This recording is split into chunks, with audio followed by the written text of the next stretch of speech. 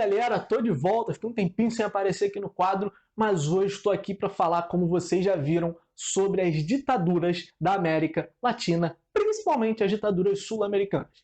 Nessa primeira aula, eu vou fazer uma aula grande que vai ser dividida no meio para ter vídeo para hoje, sexta e segunda. Nessa primeira aula, vou falar aqui meio que tentar traçar um paralelo sobre a situação desses países e a situação internacional que leva, a esses fenômenos, dessas ditaduras, sul-americanas ali nas décadas de 70, décadas de 80, e vou falar hoje nessa aula do caso argentino e na próxima aula, vou gravar hoje, vou estar com essa mesma roupa, vou falar do caso chileno, da ditadura chilena.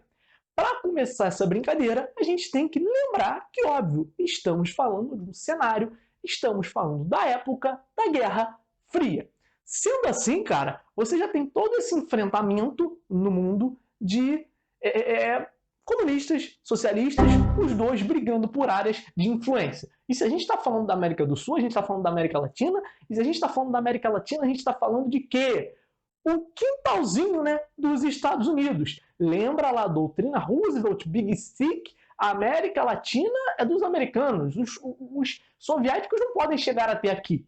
E aí, a maioria dessas ditaduras sul-americanas vai ser década de 70, década de 80, ou seja, pós-revolução cubana. Lembra, a Revolução Cubana é uma revolução no quintalzinho americano, onde se questiona o poderio americano sobre essa região. Você tem aqui soviéticos instalando mísseis em Cuba, instalando mísseis voltados para os Estados Unidos, e eles sabiam que isso era uma afronta muito grande a eles. Então, você tinha um medo, sim, um medo enorme de acontecer uma nova Cuba na América Latina. E você pega isso com o quê? Com os nacionais desenvolvimentismos. Eu vou usar bastante o Brasil de exemplo nessa aula, porque serve como um reflexo desse panorama. O Brasil, cara, era um país que tinha aquele modelo, a gente falou muito para vocês, do nacional desenvolvimentismo, ou seja, o Estado entrando como um agente econômico, investindo pesadamente num setor da industrialização. Então, isso, o Estado investindo na industrialização, o Estado patrocinando a industrialização, qualquer nacional desenvolvimentismo virava comunismo, E aí, sob a doutrina da segurança nacional, você baixava aí, persiga os comunistas, caça os comunistas e instaura uma ditadura para fazer aqui o que a gente quiser, o que a gente quer fazer, Essa é a grande realidade.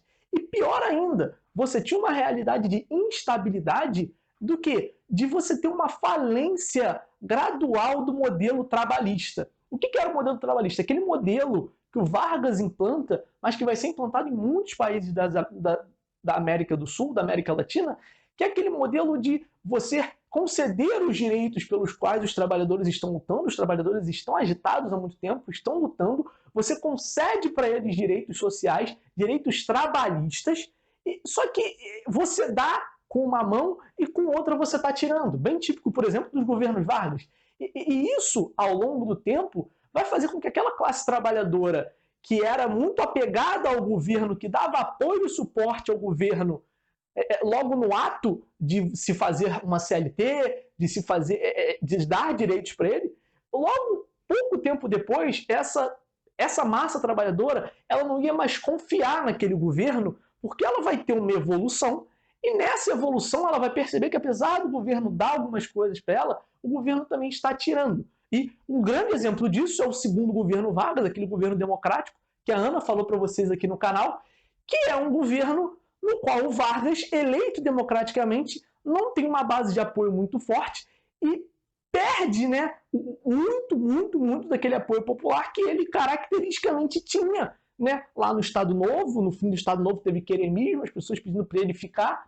Então, assim, você tem esse clima de instabilidade e aí você tem trabalhador indo para a rua. E aí pensa numa coisa, nacional desenvolvimentismo, ou seja, o Estado patrocinando a industrialização, o Estado como um agente na economia. E população, trabalhador, massa na rua protestando, isso aqui é o quê? Para os Estados Unidos, isso aqui é o quê? Isso aqui é comunismo, cara. Você tem Estado investindo na economia e trabalhador na rua. Isso é comunismo. E aí vai ser o caso, em muitas das ditaduras, dos Estados Unidos, dos americanos, intervirem, não porque havia de fato uma ameaça comunista, mas porque você tinha isso aqui que eu estou falando, Estado interventor, trabalhador na rua, estou falando várias vezes para fixar, e ao mesmo tempo você tinha uma classe conservadora que via isso tudo e que falava, não, isso aí está errado, a gente não apoia isso. Ou seja, você tinha uma classe conservadora que se alinhava aos interesses americanos e, óbvio, não queria que essas pessoas tivessem êxito nas suas reivindicações. Como eu falei nas aulas de ditadura, que eu falei na aula do golpe aqui no Brasil, do golpe de 64, né? O golpe é um golpe civil-militar. Os militares sabem que eles não vão chegar no poder e matar todo mundo que é opositor, matar todo mundo que é comunista. Eles sabem que eles querem fazer isso, mas eles sabem que para fazer isso eles precisam de apoio da população. Sendo assim, eles fazem isso escorados de uma classe social, como é o caso, por exemplo, da Argentina. A Argentina é um país que vive, como a maioria dos países da América Latina, né? Muitos períodos de instabilidade política. Você tem vários golpes militares na Argentina, e eu vou falar da ditadura argentina. A ditadura que eu vou falar aqui é conhecida como a última ditadura argentina, que é de 76 a 83. Né? Em 66, você já tinha tido um golpe de Estado, depuseram o presidente, ficaram uma ditadura ali, eu acho que 4 ou 5 anos, acho que 4. Em 70, passam o poder para o povo. Se convocam eleições, só que não deixam o Perón concorrer. Quem era o Perón? O Perón, eu não lembro exatamente se ele era argentino, se ele era um militar argentino, se ele era de outra nacionalidade, mas eu acho que ele era argentino, né? Desculpa aí por esse furo na aula. Ele passou um tempo na Europa, ficou encantado com o fascismo italiano, ficou encantado com aquela política, o apoio dos trabalhadores às classes políticas, e ele volta para a Argentina, e implanta uma política muito parecida com o fascismo italiano. Né? A política dele era até meio dúbia, porque por um lado você tinha todo o autoritarismo, toda a máscara do fascismo, só que por outro você tinha um governo muito alinhado aos trabalhadores, que deu direito aos trabalhadores. Né? O peronismo tá para o nosso varguismo, mais ou menos falando, né? Muito mal comparando. E o Perón ele era muito famoso. No final dessa ditadura aí de 66 a 70, não deixam o Perón concorrer. O cara que é um civil vai lá, ganha a eleição, ele chega ao poder e renuncia para poder ter mais uma eleição, e aí sim o Perón concorre, ele concorre com a mulher dele, Isabelita Perón, né? O nome dela não era Isabelita, isso é tipo um apelido e eu gravei só isso, né? Na minha cabeça, eu não lembro o nome todo dela. Isabelita Perón era sua vice, sua mulher era sua vice. Perón, no meio desse mandato, ele vai ganhar a eleição, em 72 ele vai morrer, Isabelita assume. Só que Isabelita não era muito benquista pelos trabalhadores, não era muito benquista pelo exército, você vai ter um clima de instabilidade política e o povo vai para a rua. O povo na rua todo esse cenário que eu falei agora no começo da aula, e em 76, Isabelita Perón vai ser deposta por Jorge Rafael Videla. Jorge Rafael Videla. Ele vai depor a Isabelita Perón, vai tirar ela, né, do poder e vai iniciar, né, um governo militar, um período de ditadura na Argentina. O governo do Videla foi um governo extremamente violento. A ditadura argentina é uma ditadura extremamente violenta. Em 8 anos, né, é uma das mais curtas, se eu não me engano é a mais curta, 8 não, 7 anos, 76 a 83. São mais de 30 mil pessoas afetadas, entre mortos e torturados, e eu não achei um número próximo, exato, de mortos e desaparecidos, mas são, pelo que eu li, são por volta de 10 mil desaparecidos. E é desaparecido porque não tem o corpo, está morto. Então, sim, em cerca de 7 anos, né, olha quanto a gente tem. Né? Aqui no Brasil, a gente estima mais ou menos 40 mil afetados, né, torturados, presos, direitos políticos cassados, mandados para o exterior, para o exílio, e mais ou menos entre 1.000 e 3.000 mortos. Na Argentina, cara, a gente está falando, e aqui no Brasil a gente está falando de um período de 21 anos, lá são 7 anos, 30 mil pessoas afetadas, cerca de 10 mil mortos. Assim, é uma ditadura muito, muito, muito violenta, e massacra as oposições. Né? No campo econômico, a ditadura argentina vai se alinhar aos Estados Unidos, né? Mais ou menos um neoliberalismo, vou falar na próxima aula sobre o neoliberalismo no Chile, mas a Argentina também vai ter uma experiência de se aproximar dos Estados Unidos. O que isso quer dizer?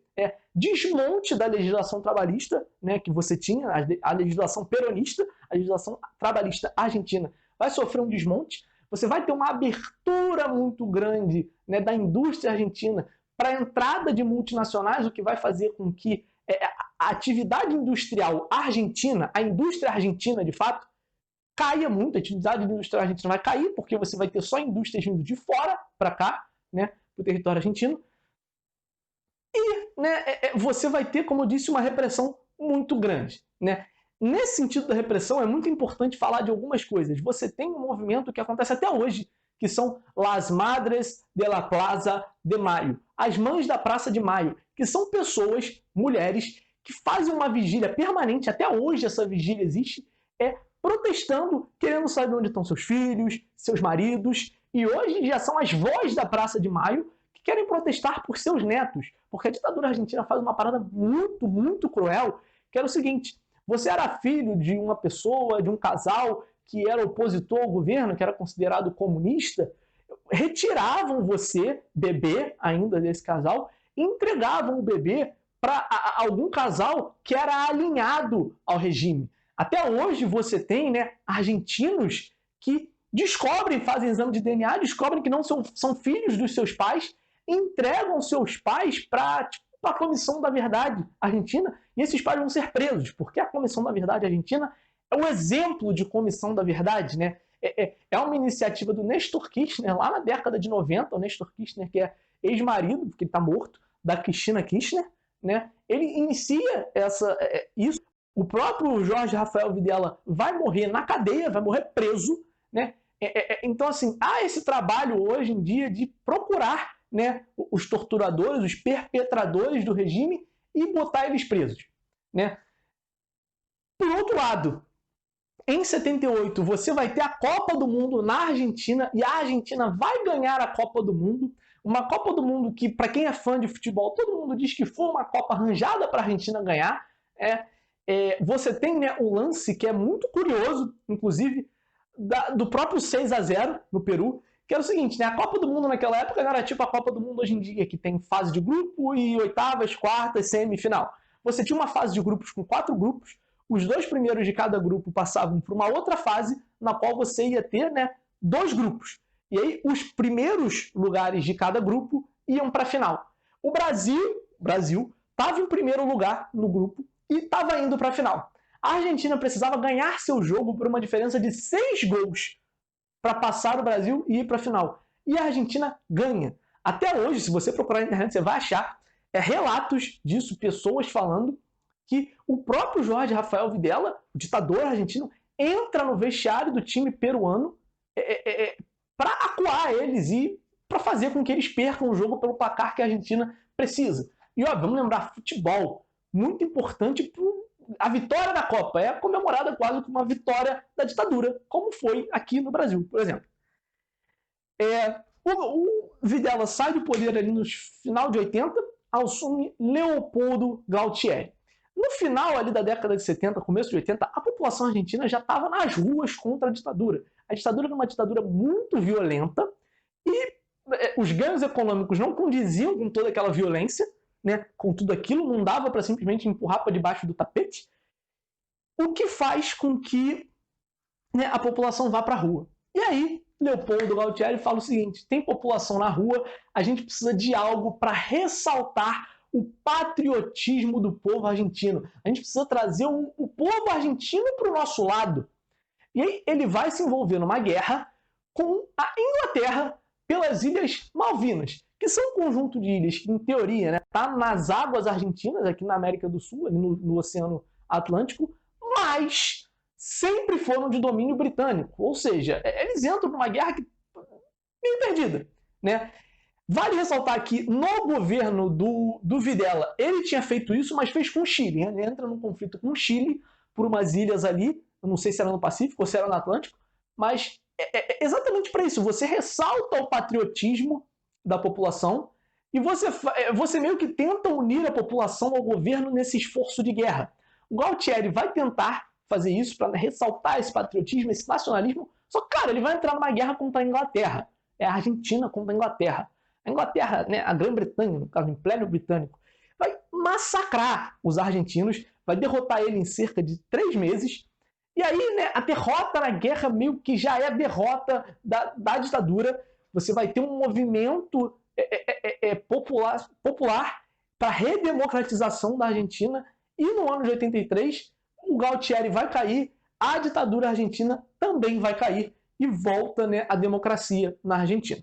Na década de 90, como eu falei, Néstor Kirchner, na época, se não me engano, ele era senador, ele propõe meio que essa ideia de você ter tipo uma comissão da verdade para procurar e prender, né, dar penas para os torturadores, para os perpetradores da ditadura. Essa proposta passa, ele ganha muita fama, inclusive vai ser eleito presidente, e a Cristina Kirchner, mulher dele, vai ser presidente durante 2 mandatos da Argentina, e hoje ela é a vice do presidente argentino. Enfim, é isso, dei esse meio que panorama geral, tracei alguns paralelos que levaram as ditaduras na América Latina, principalmente na América do Sul. E, né, segunda-feira, próxima aula, vocês vão me ver com essa mesma roupa, não sou porquinho, tô gravando no mesmo dia o vídeo, vai ser na sequência, para falar da ditadura chilena. Valeu, galerinha! Tchau, tchau!